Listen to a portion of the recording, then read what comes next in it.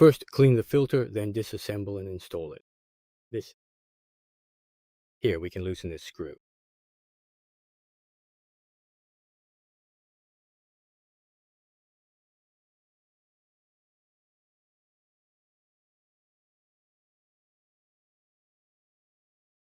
As for these two items, just go ahead and remove them on both sides. First, carefully unscrew the old component, and once you have successfully removed it from the assembly, you should replace it with a brand new one. You will notice that this part is slightly different from the original, but don't worry, you just need to install it exactly like this.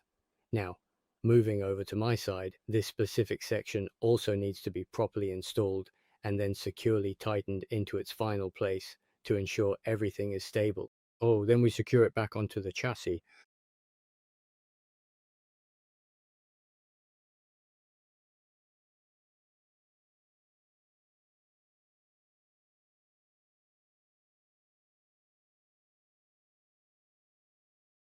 Alright, this is the disassembly and installation of the Printhead pre-cleaning filter.